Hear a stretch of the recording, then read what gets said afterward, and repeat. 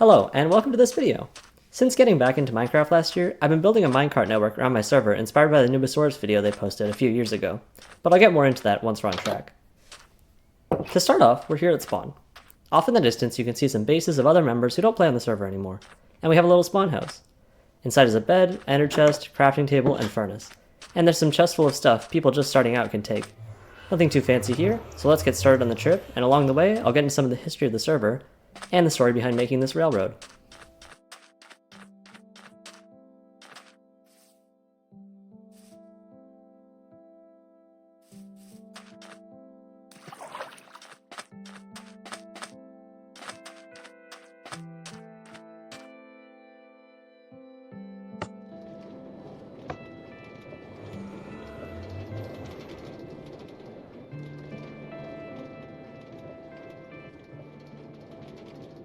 As we head towards what I like to call Old Town, you might notice the cart is pretty slow in a lot of places. Some of these tracks are not well optimized and need more powered rails or a bit more terraforming. If you watch the Nubosaurus video, you'll know he had a really fancy map. My map is a bit too dense to keep on screen during the video, but if you really want to follow along, there's a link to a draw.io map in the description. Both an export when this video was made and an up-to-date version, so you can see the changes if you want. I'll be referring to the map at points throughout, so you can just open it when it's needed as well.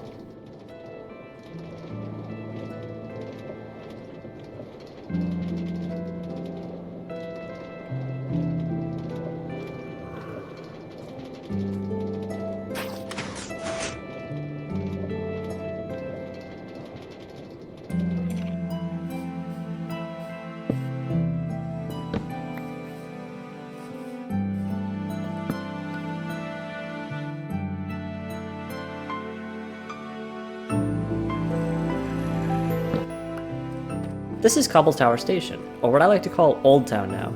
I call it that because this was the place where all the players lived a few years ago when the server started. After getting super strong items, playing started to become boring, so I packed up all my stuff, hid it in a chest, and then left on a boat, and went as far south as I could.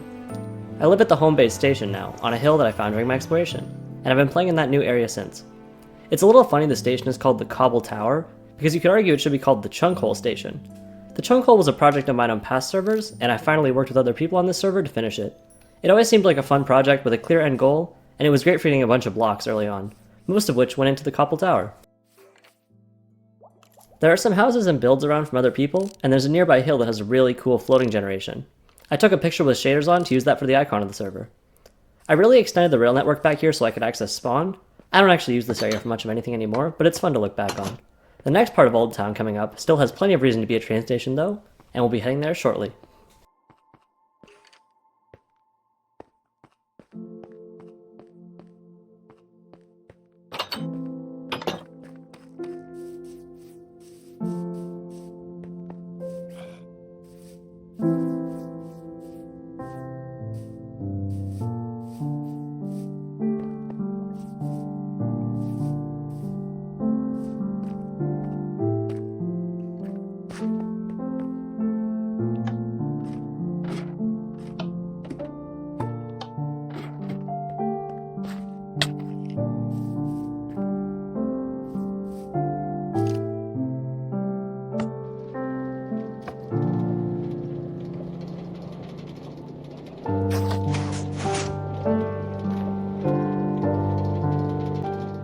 This is one of the first scripted videos I'm doing, so sorry if a lot of the talking seems stiff or weirdly paced.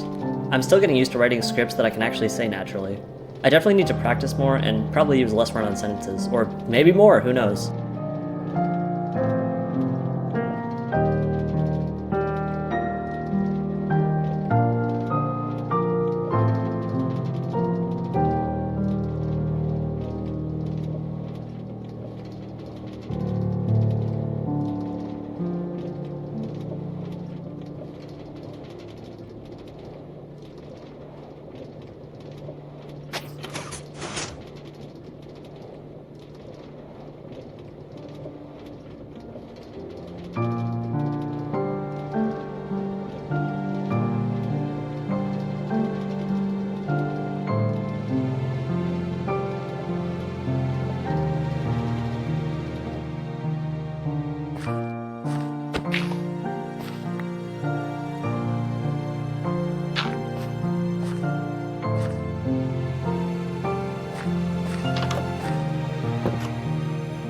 Here we are at the Ludo Board.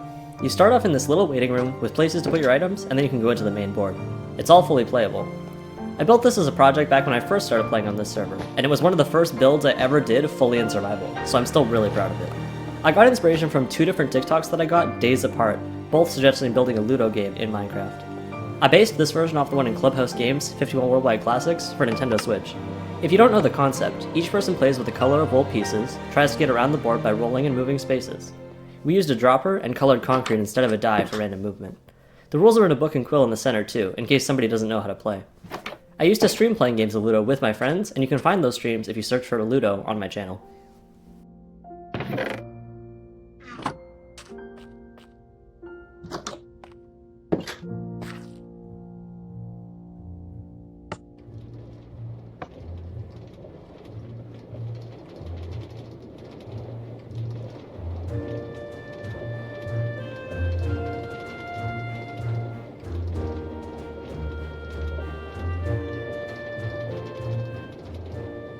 So we're coming up to a little redstone contraption, but you'll see it doesn't actually do anything. That's because we're going in the wrong direction right now. It's a no-block alert system also designed by Nubosaurus, so that you get an audible notification when you're getting close to a junction and need to hit it. I changed the design from using a bell to a no-block though, since getting bells is annoying, and they cost too many emeralds. The next section of track is pretty long, and I'll often end up forgetting to switch the junction when I get here. You'll see it working in the right direction once we get close to the next intersection. Yeah, sometimes when you get out of the cart in the middle of the track, the cart just keeps going. A lot of the time it's not worth it to chase down, so I just let them go, and they end up piling up. We might see a few stray carts like those ones on our journey today.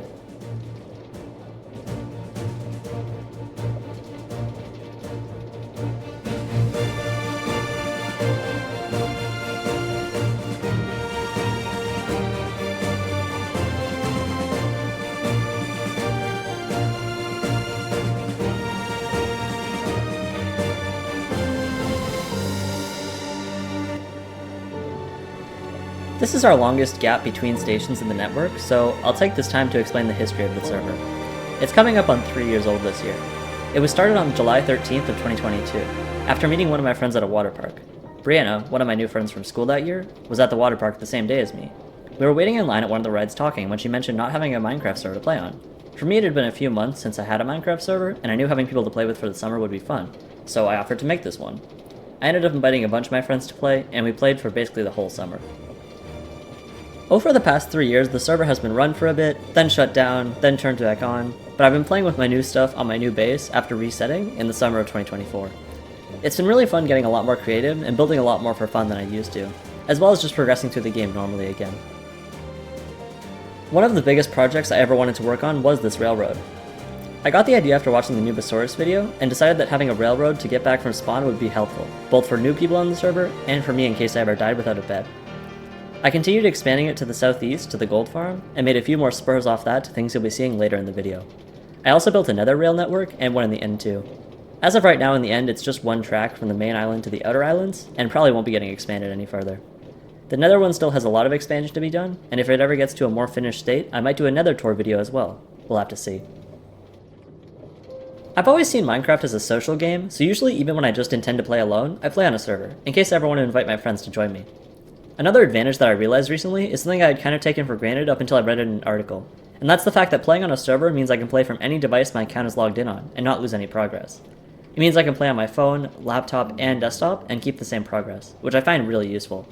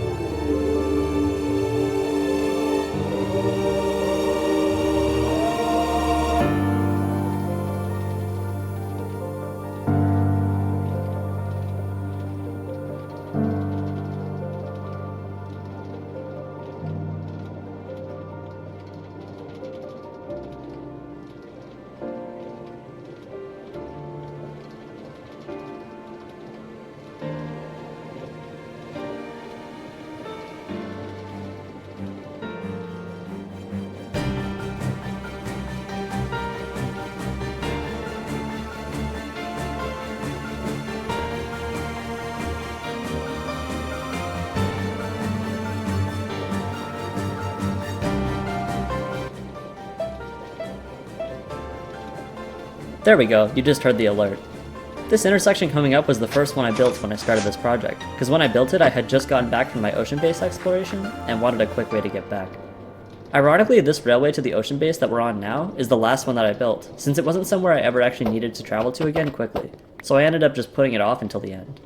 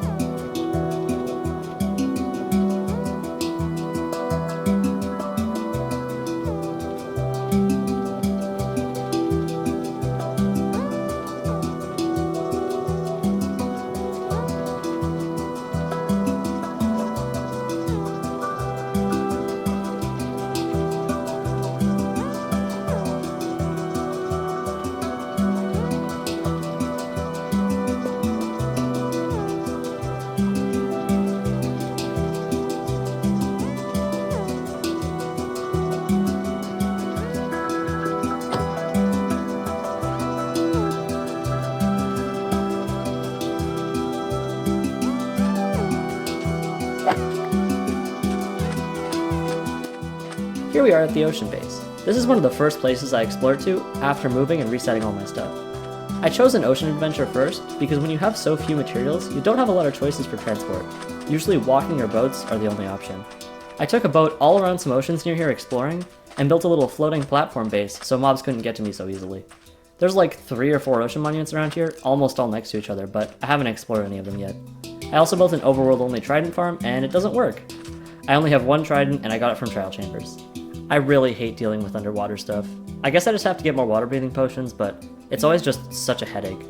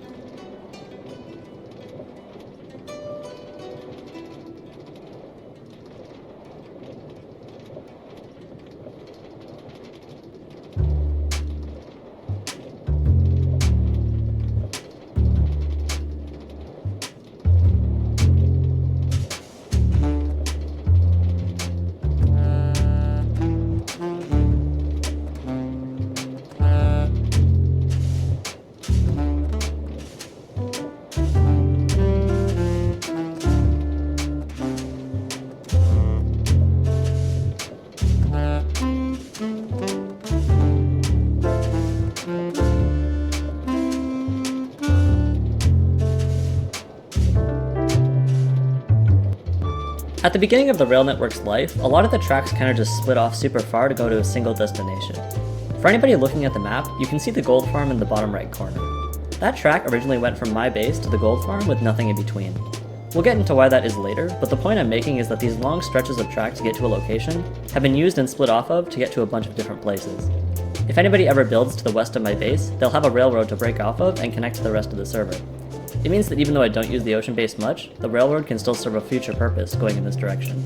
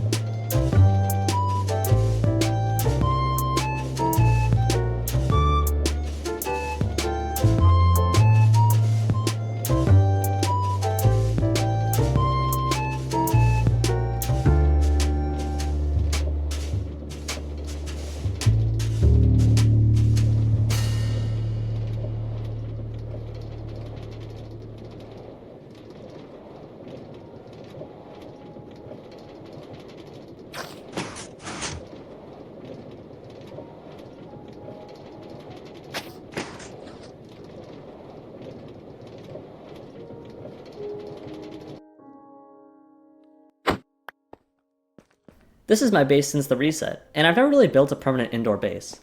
Most of the important stuff is outside or on the tower with the storage system. I keep the most important stuff on ground level, and the other parts of the tower include an auto sorter, a lava farm, a crop farm, and a display of ores. The farm and the cobblestone generator actually directly connect to the auto sorter, as well as a chest on ground level so I can send stuff like mob drops down to be sorted. That little mini auto farm makes sugarcane, cactus, melons, and pumpkins, and both of them are next to my auto smelter. I know it's not a double smelter, but I've just never seen a reason to make a double one. Further back is my semi-auto brewing stand, enchantment table, and dripstone farm. My nether portal is central, and I have another farm behind it. I also grow bamboo and sugarcane next to a water bucket flowing down into the valley for people to climb up from the back if they don't have an elytra yet. There's also a new staircase that was just built for people coming from the back.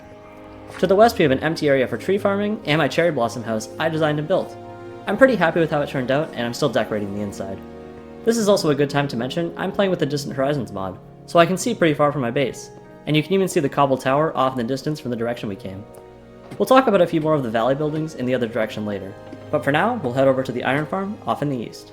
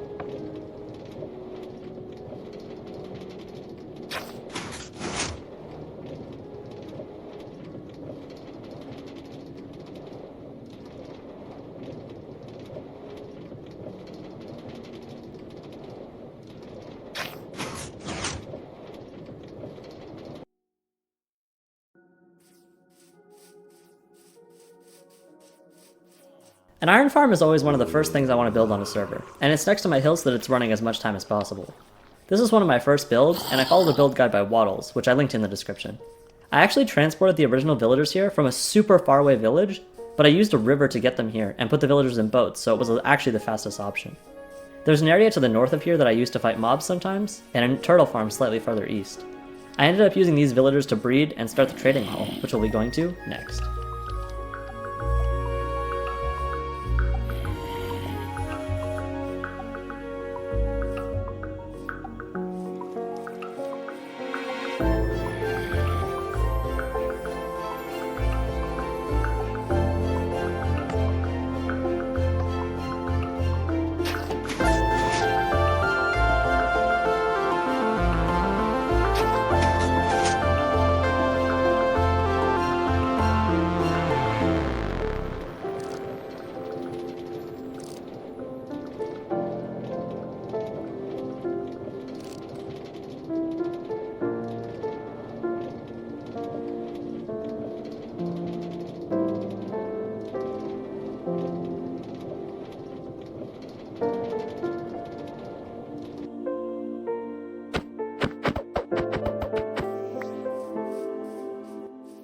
This is the trading hall, across the valley from the home base hill. There's a few other buildings here I'll talk about in a sec, but for now let's go inside. Originally I had all these villagers roaming around freely, but I realized that once I got too many, it made it nearly impossible to find the villager with the trade I actually wanted, so I changed to putting them in these little boxes with labels. There are signs above showing important trades, as well as a book containing all the locations and trades of each villager. The letter in the code represents the row, and the number represents the column, as long as you're looking at it from the front. I have every enchantment except for feather falling with the librarians, and every diamond tool trade with some villagers in the back. There's also a wheat farm here for the animals to the west.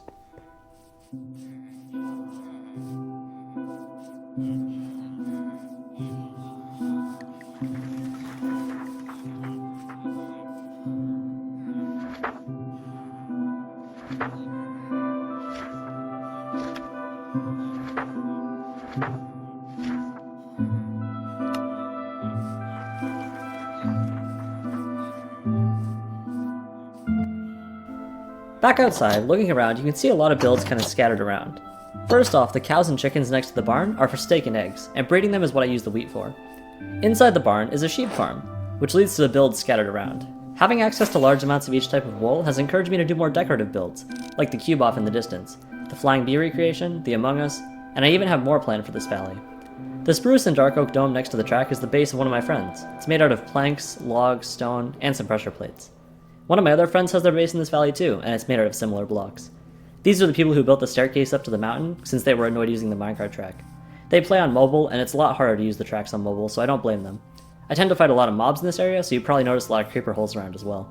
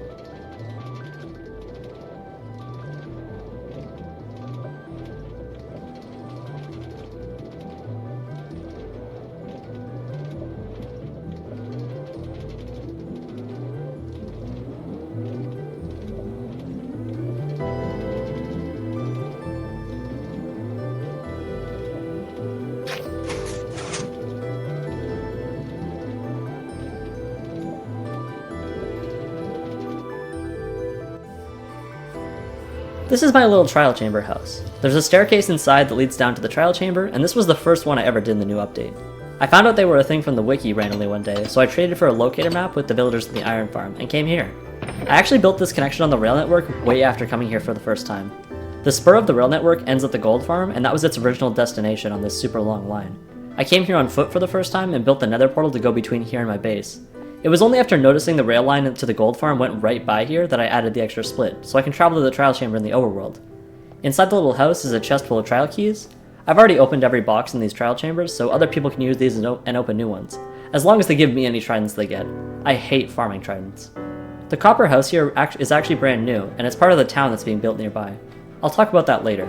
Originally there was a mini wood house here with a bed and chest inside just for setting spawn and storing loot gotten from the trial chamber.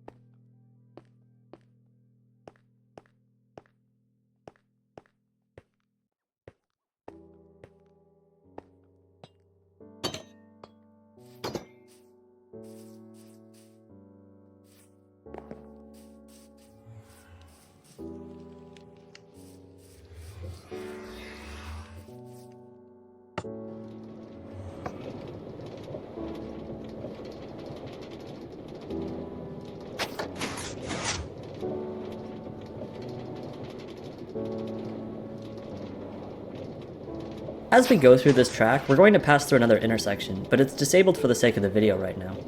That station goes to Newtown, and the railway actually goes right through it. We built it right between my base and Breanna's base, which we're heading towards. You can probably see a few notable things, and I might do another video just touring the town once it's more spread out and completed.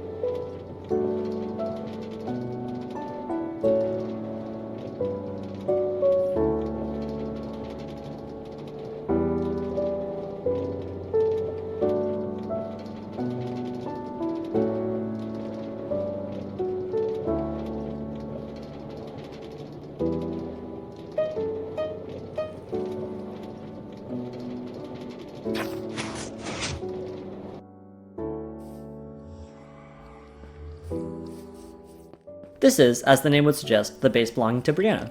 It's a giant wood house completely designed by her. If you're interested in seeing the full house, I have a link to a schematic file in the description.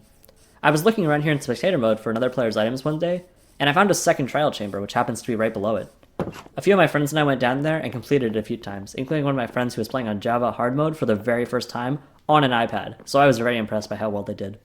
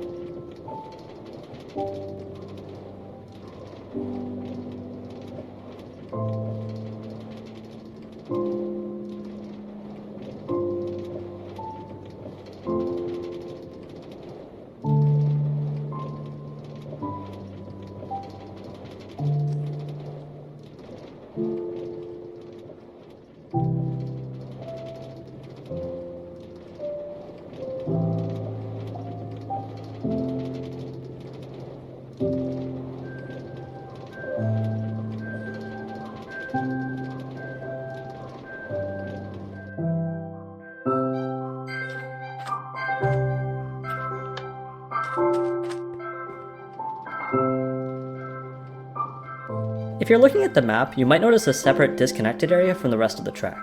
This is the end portal area, and you access it from the nether. It's just to get you from the nether portal to the actual stronghold and end portal area. Eventually the plan is for the overworld network to connect to this spur from the gold farm, but it's very far away, and it makes more sense to go through the nether anyways. Here we are at Gold Farm Station. You might be wondering why the gold farm is so far out, and why I'm accessing it from the overworld. These are both kind of answered by the same story, so I'll explain. I used the ender pearl trick to go through the nether roof at my base, and the guide I was following said to find a nether wastes biome, so I just walked randomly until I found one.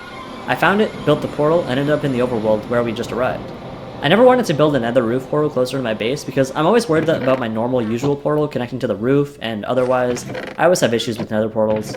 But anyways, I have a nether roof portal much closer to my base now, and I used opposite cardinal directions so that they don't connect to the regular portal. So that way I don't have to actually fly all the way out here. But for anybody who wants to use the gold farm and doesn't have an elytra, or doesn't live near my house and doesn't know about the portal, they can still use the railway station and access this portal here, and access the gold farm.